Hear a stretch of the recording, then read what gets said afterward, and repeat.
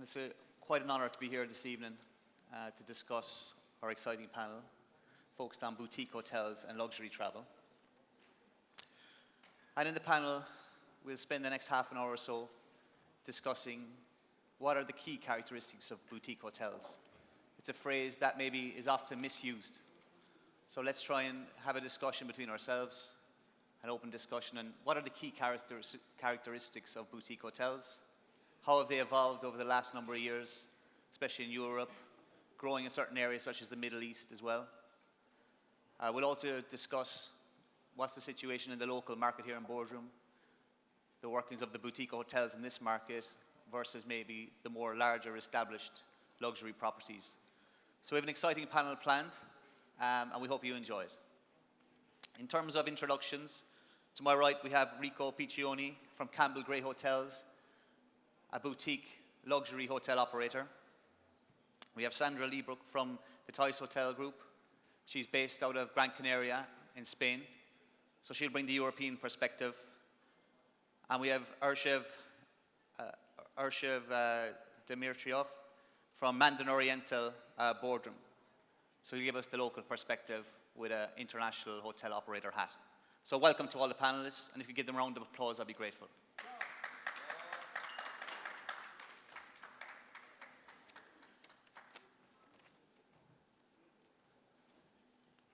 So just to start off, we'd love to talk about the characteristics of boutique hotels. And my first question is for you, Sandra. Taking it one by one, what in your opinion are the unique characteristics of boutique hotels? I think for boutique hotels, number one is definitely the location itself and the building. I think this is a great advantage to name yourself as a boutique hotel. Mainly, it's most of the boutique hotels, you can find them in very unique locations, very unique places. Most of the time, they're family-owned. It's buildings which normally you should, as a normal hotel company, you would never get the access to. It doesn't matter if it's a city, an urban hotel, or if it's a resort. There are so many destinations, and in Europe, locations, you have a lot of different, very unique places in cities, in Italy, in Spain, in France, where most of the boutique hotels started coming up for many, many years. But most of them are owned by families or small companies, and they use it, it's like a collection, it's like an art collection of places. And I think with after the COVID, these type of hotels, and especially the locations, are very unique and very demanding. And in unique buildings sometimes, I know we were speaking in prior, that especially in Europe, you see a lot of great examples of old government buildings being transferred into boutique hotels. Yeah. We've seen castle properties, palaces, old banks. Even for instance, I know the M Gallery Hotel in Galata in Istanbul, I stayed there previously, was an old banking property. Yeah. So sort of really gorgeous, some conversions in terms of boutique hotels, and right across the world, and here in Turkey as well. In terms of number of keys, Sandra, how many keys do you think qualifies for a boutique hotel? Because this is a big dispute amongst people in the industry. It's very interesting, right? In my career, when I started, I always thought the bigger the hotels, the better it is, right? Then I started traveling, and then I realized that as a traveler, the smaller the better. And I think the smaller is the better. I think a boutique hotel should not have more than 100 rooms. It should even have less. Because in a boutique hotel, you should really be able to create something unique. You should offer a personalized service, and it's all about creating stories and creating experiences. I would say a boutique hotel will lose the name of boutique hotel if you stop creating experiences for your guests. Okay. So small number of keys to create that personal experience. And I think one of the main points you touched on as well when you gave your first answer was about culture and local experiences. Can you tell us how boutique hotels do that really well? They capture the local destination in terms of artwork, in terms of the physical fit out of the property, soft furnishings, etc. Can you talk to us a bit about that? I mean, I work for a very small hotel company. Coming from big chains, I started working for smaller hotel companies with 3 hotels. They have been in the market since 25 years, and it's 3 hotels. One one hotel with 300 rooms and 2 boutique hotels, each of them with 40 to 49 rooms. We have not suffered during pandemic, exactly the opposite. And why? Because we are offering something very unique. We have international players as a competitor, but they can't beat us in rate, they can't beat us in RGI. Why? Because it's a family business, and we create a family service culture for our guests. Okay, brilliant. And we maintain that, and we will transmit this even in our expansion plans for our new properties in the next coming years. Very good. Ersev, could you give us a bit of a snapshot of maybe the local hotel market here in Bodrum, how the boutique hotels maybe complement the overall hospitality offering, and how maybe the larger, more classical, iconic luxury hotel brands such as your own Mandarin Oriental, how you all fit together in this ecosphere? Sure. First of all, I'd like to welcome everyone to Bodrum, which is the place in Turkey. Having worked in 5 different continents and in 14 different countries, coming back to my own village was a privilege, and working with Mandarin Oriental is still a huge honor and privilege. Local touches comes with local talents that we have in the hotel, and boutique versus non-boutique, we have 130 keys, but we, on the other hand, have 580 amazing talents who are trying to take care of the guests who come to our country. Turkish hospitality comes from heart.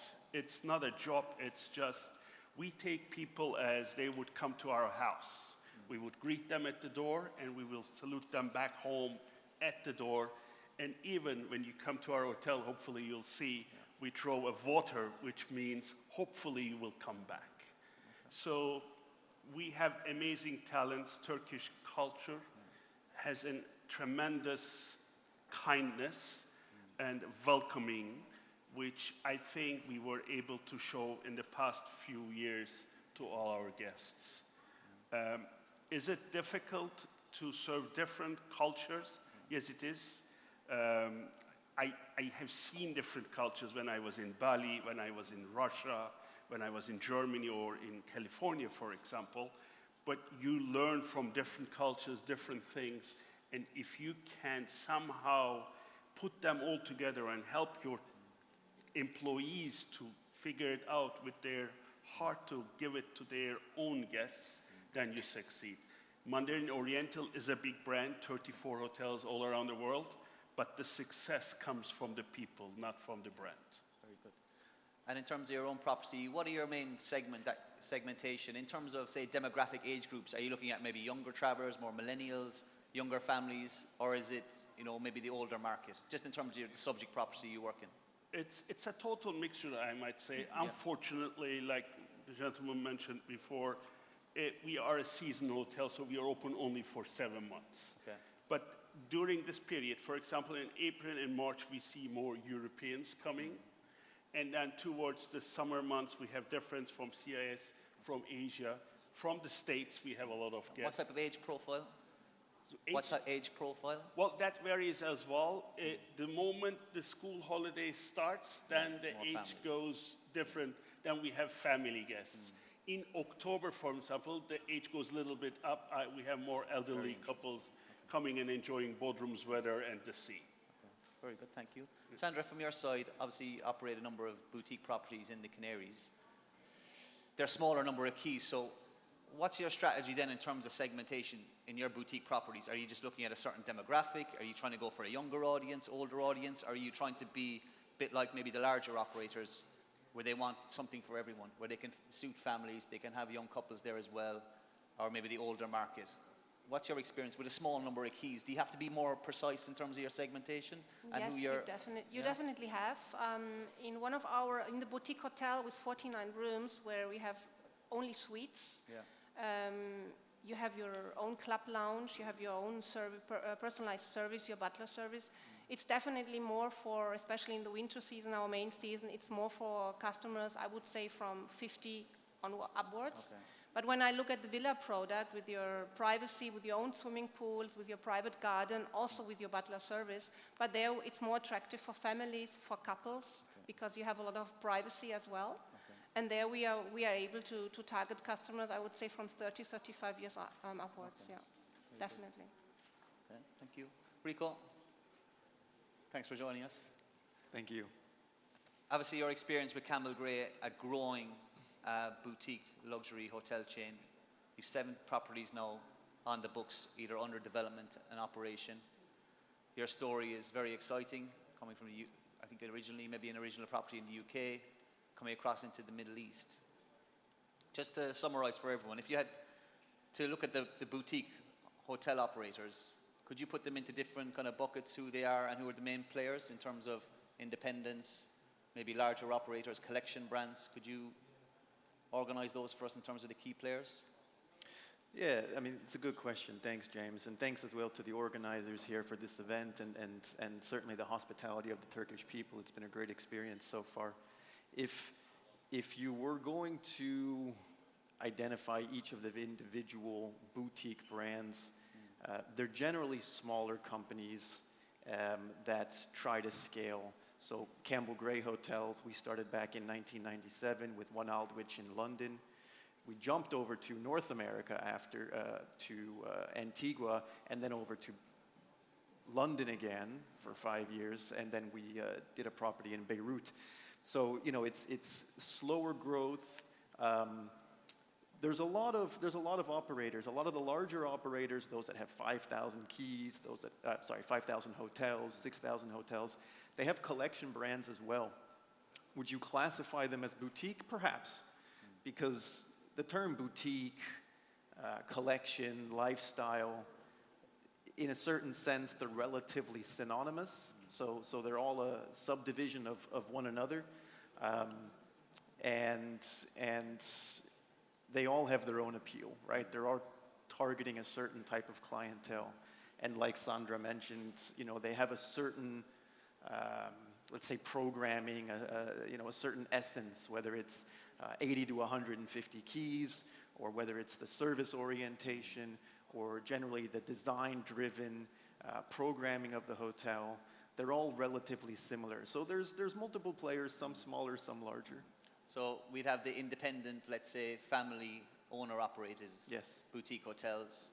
We've seen the emergence of smaller chains, like Campbell Gray, for instance. We see the international hotel operators trying to get into that space now with these specialized collection brands. Each of the large operators has them. And even the emergence of more lifestyle brands, where the jury is still out whether they should be maybe included in the boutique space, but that's a discussion for another day. Sandra, you're coming from Europe, so you're giving us the European perspective, where boutique hotels, I suppose the phrase doing a bit of research is coined maybe over 20 years ago, but certainly in Europe is one of the key growth areas for those boutique hotel products in certain countries. Could you give us an overview of how boutique hotels have evolved over the last 20 years or so across Europe? I mean, in Europe, it was very famous to open tourism destinations and starting up building big hotels. The smaller hotels, they looked not very attractive, and everybody wanted to make much more money, right? So there was a lot of big hotels coming up. But what happened in the last 10 to 15 years, there's more and more hotels coming in with smaller hotels, like 50 rooms, 10 rooms, and even, of course, in the last years, it started getting the competition with Airbnb, where suddenly Airbnb and private rental came up and started being a competition against the hotels. But in my opinion, there is no competition against Airbnb, because there is no way that in a private home you can offer the service, the quality, and definitely nowadays after COVID, the security.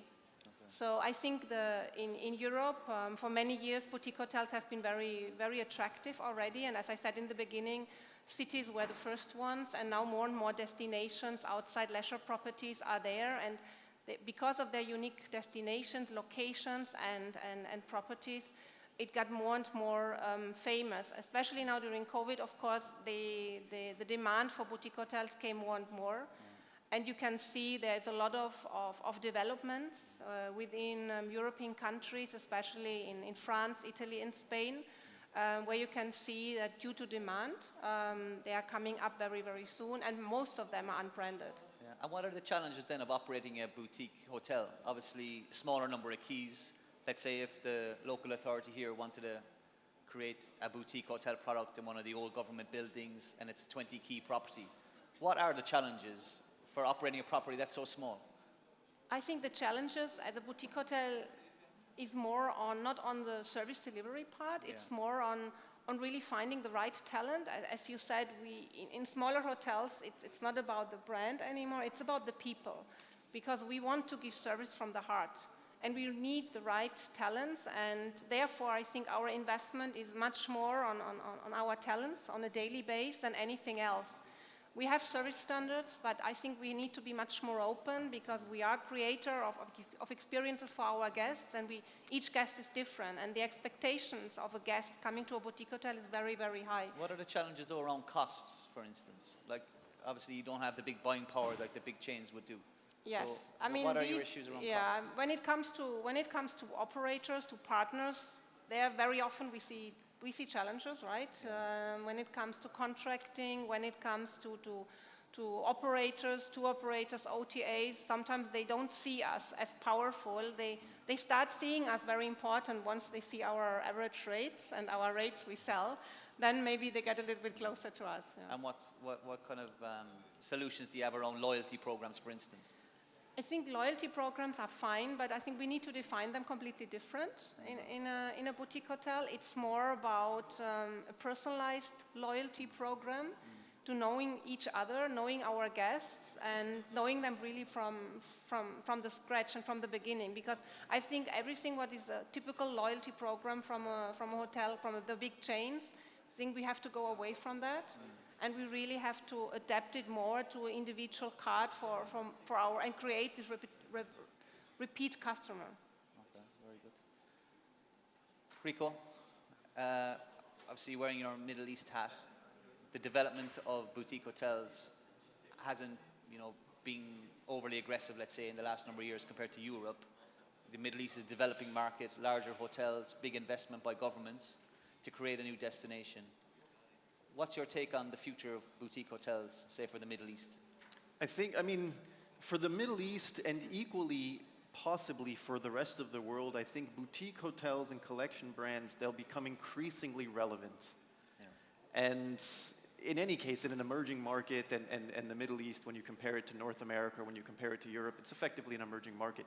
The market reaches a certain, as it evolves, as it grows, during that evolution, it reaches a certain point when there is a saturation of core brands, and that's when effectively you have the newer brands, new entrants into the market that's come in. And we're at that point now, and we have been for a couple of years now, where it's ripe in the Middle East for such brands to come in. And there's government support as well, right? So if you look in Saudi, then they're looking as well at some of the ultra luxury and luxury collection brands that are less well known than the core brands that have been around for maybe 100 years. So in the Middle East, you're seeing an evolution, and we're witnessing now the introduction of these new boutique luxury lifestyle collection brands. And again, I think this will continue to be relevant. Yeah, I think it will add to the story of the Middle East. Obviously, we have all the large chains there, but I think it is time that we do develop our own boutique properties and adds to the overall hospitality experience. But to enable that to happen, I think there is a lot of support that needs to come into the market. Obviously, a lot of the investment is coming still at the larger scale. There's a lack of appetite maybe at the smaller lot size of properties, even for purchasing or for development.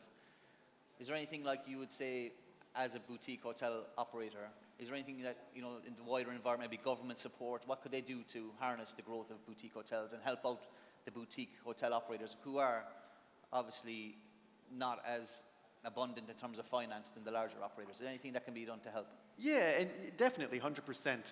But we're also seeing that governments and economic development boards in countries like Bahrain, in Saudi, even in the UAE, that they're doing precisely that. The UAE in the past, I think Dubai specifically, what they were doing for, let's say, 3- and 4-star hotels, not boutique, but they have demonstrated support in the past. For 3- and 4-star hotels, they were offering incentives to introduce, for developers, to start building these types of hotels.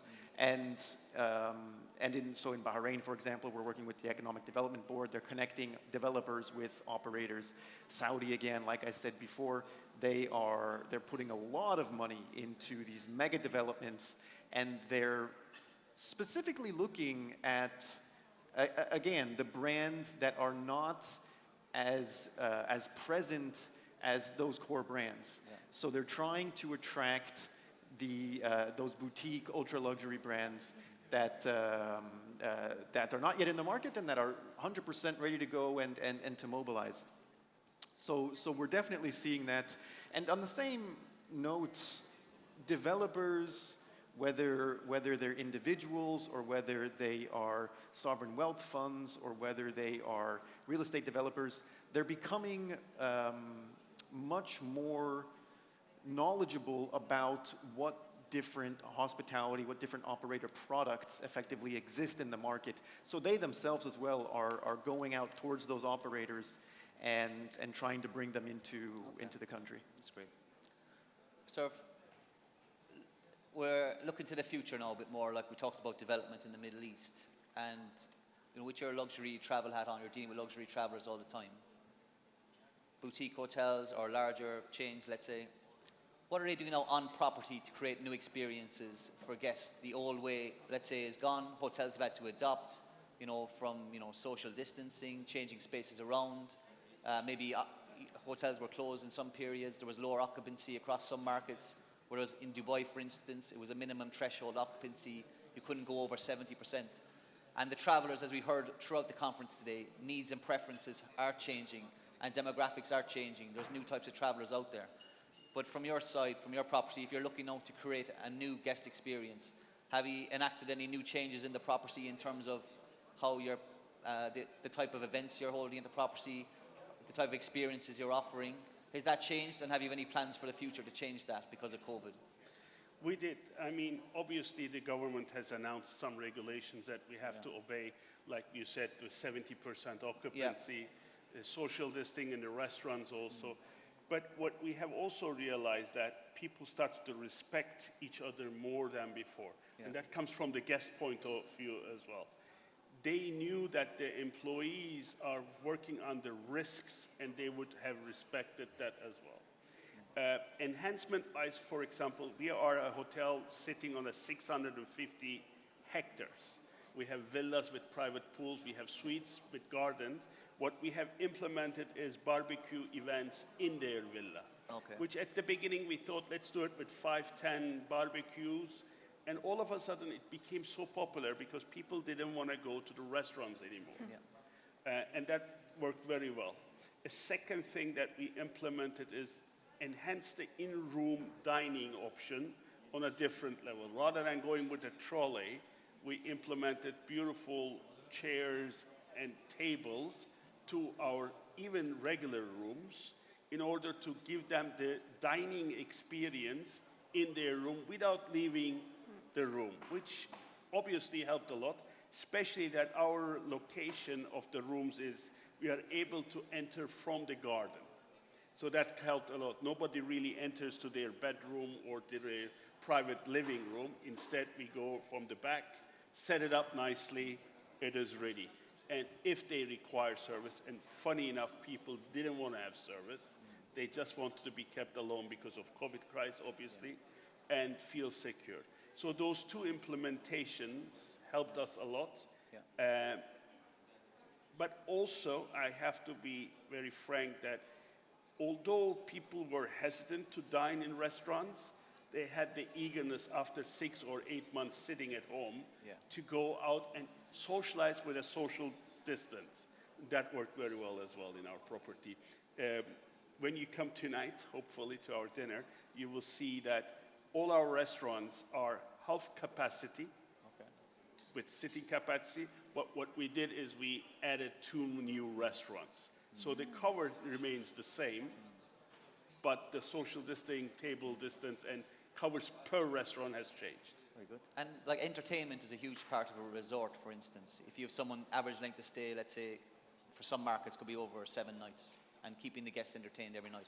In terms of events and entertainment programs, What have you been doing in that space, and what are you thinking about maybe for? That has changed, Yeah. Obviously. Those mingling in a bar area or calling a DJ and making a room for dancing is not happening, to be honest.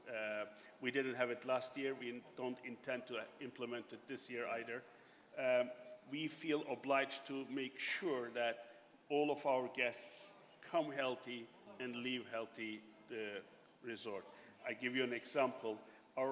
We have an own machine that we test every single employee on a regularly basis to make sure that all our employees are safe. Because if they are safe, they will make sure that the guests are safe. In our compound, where we have 400 people living, has never been clean for them. This year we implemented a new procedure that we clean their rooms as well to make sure that the cleanliness is there. We don't rely on the employees, we make sure that we give that service. So providing the proper service to our employees helps us to provide good service to our guests. I'm very pleased to say that I had only 2 cases out of 580 people with COVID, although it was a quite high number in Turkey. And this was purely, they took it very serious, we took it very serious. We understood each other, and we made sure that we don't get jeopardized by anyone's disaffect. And just final question from your side.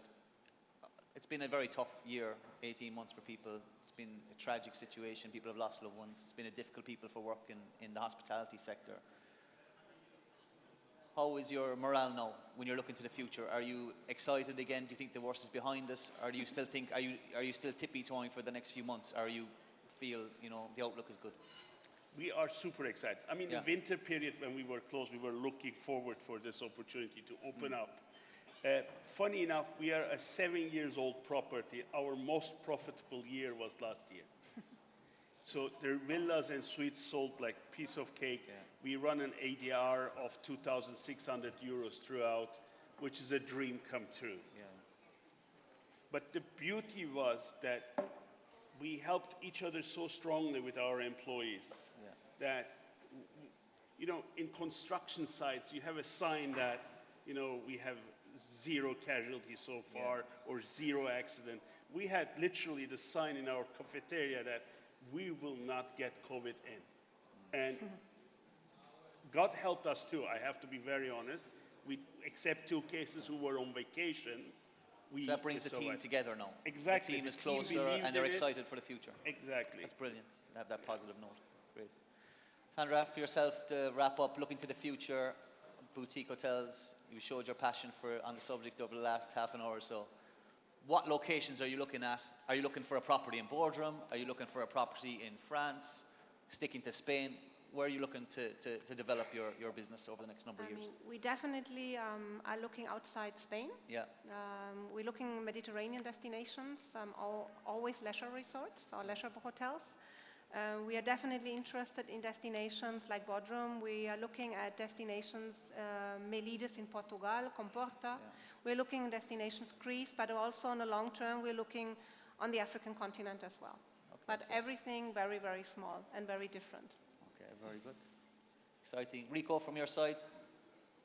So, Campbell Gray Hotels is actively exploring projects in Europe and Middle East, and I mean that's generally our area of development. Not necessarily key cities only, but also in secondary cities.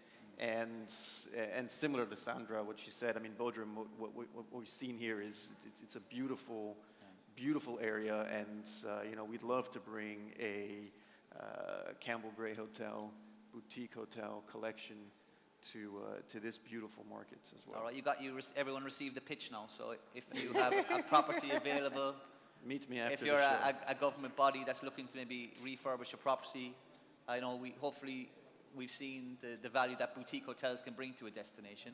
It creates a uniqueness, it creates a story, and I think boutique hotels are here to stay. They're evolving, and they're working alongside the iconic brands like Mandarin as well to create an overall destination. So I'd like to thank the panelists again for their time this evening. I hope you enjoyed their inputs. I certainly did. We wish everyone a pleasant evening. We look forward to our visit to the Mandarin very shortly. Hopefully we're going to get extra special service now. We're looking forward to a great evening. We want to wish everyone an enjoyable remaining conference. We want to thank the organisers for putting together a very safe event. We want to wish everyone a remaining pleasant stay, a safe stay, and take care, and God bless to everyone. Thank you.